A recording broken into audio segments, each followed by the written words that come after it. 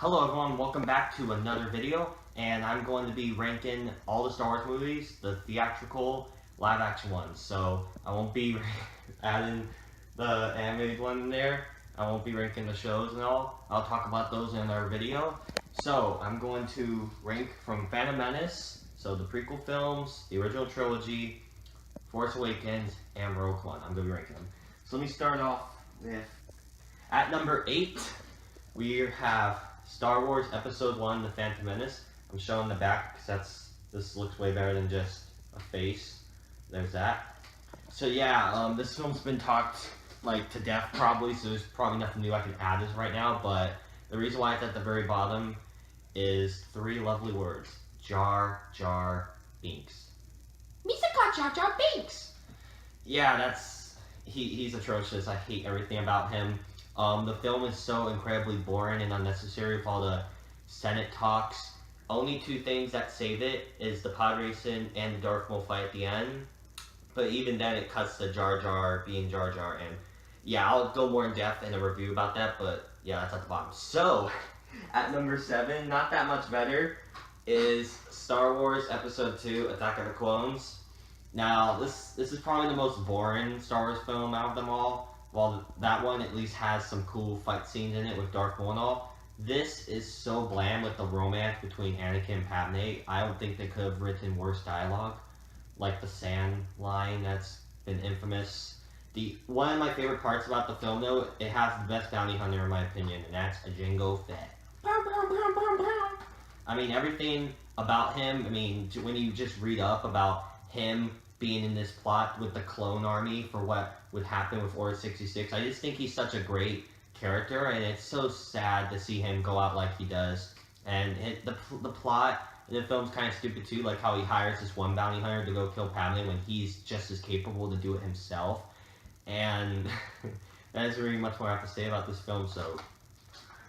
Okay, at number 6, we have the other prequel film, Star Wars Episode 3, Revenge of the Sith. This is probably the only good one, I'd say. There's a lot of good action in it. You could watch it and not be completely annoyed. There are lots of boring Senate talks in it still, but they aren't nearly as bad. They actually feel like you could skip those first 2, I'd say, and watch this onward, because, I mean, it has Anakin's turn while pretty rushed and forced. You have some horrible dialogue in there, but it really ties in kind of well in the end, and it's overall, I'll go, as I've said, these are just brief summaries of these. I'll go more into them in further reviews, but, yep. At number 5, we have Rogue One, A Star Wars Story. Now, this was one of the Star Wars films I actually saw in theaters, and this is the only one that I have a review about it. You can go check on my channel. It was the last film that I did a review for in 2016, so you can check that review out. But yeah, I thought this was a really good film. It could have been much better though. Like some of the characters, like Shura and Base, could have been cut out because the problem is that a lot of them aren't really developed that well. But it looks incredible. The CGI, like the space battle at the very end, really is epic. The finale fight on Scarif is incredible. It's just the build up to it could have been better. The characters could have been developed more. The only ones I'd say were developed is Jyn and Cassian. But it does have the best Vader fight ever. It has like one of the best Vader scenes ever, so that was a bonus. And a lot of people complained that he wasn't in it that much. I thought he was in it a good amount. Okay. At number 4, we have Star Wars Episode 6, Return of the Jedi. And you can see the box is a little chewed up some. My dog got to it a while back, and I can't find a copy of it by itself, so this is the one I have. So, this is just a classic end to the original trilogy. It's really, like, emotional. Like, it has some great dialogue, like, memorable moments. A lot of people complain about the Ewoks in it, and while they're not that good, they're not nearly as bad as the Gungans, so they're okay. And plus, they're kind of, like, they're cute and all, so... the battle, like, on Vendor was really good, even if it was stupid how the Ewoks could defeat the Stormtroopers with rocks and sticks. That was stupid. Jabba's palace felt really overlong and unnecessary when they could have easily just done it right away. But they wanted to drag it out. It's not like it's bad. It just, story-wise, it makes no sense. But, yeah, and the final fight Luke and Vader on the Death Star and Vader's ultimate sacrifice to save his son is still one of my favorite moments in Star Wars. And the new Battlefront 2 game kind of ruins that, saying how the Emperor is still alive and that clone that you see, that red droid, that kind of ruins it. So, but that's for another day to complain about. Okay, at number 3, we have Star Wars The Force Awakens. Now, Star Wars Force Awakens was a mega hit. I was really excited to see this. Everyone was excited to see it.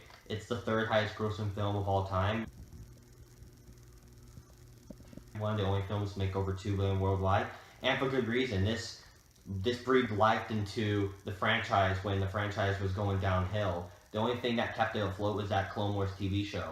And I was a little skeptical when Disney bought it off, but I was wrong to be like that, because this was a really great film with some new, memorable characters that they introduced. It doesn't force in old ones, and it actually takes some risk in what it does with the story.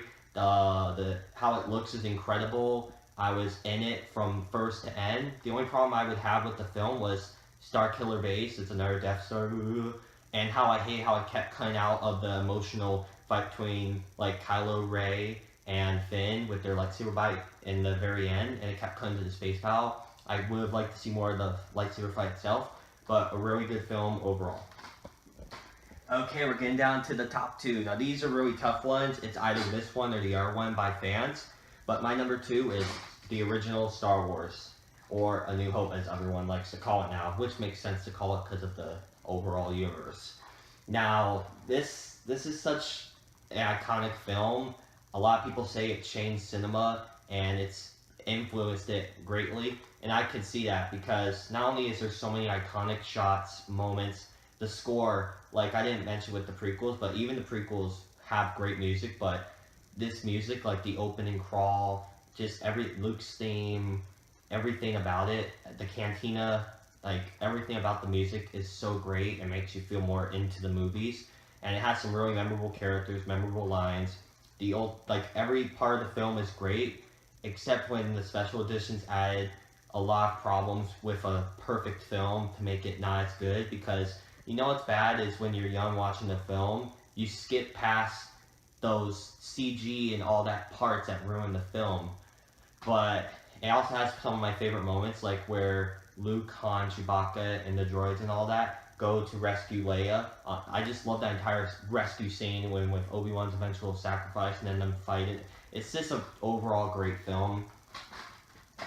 And my absolute favorite Star Wars film of all time is Star Wars: The Empire Strikes Back, the 5th in the series, and this is truly the best film ever, from beginning to end, perfect.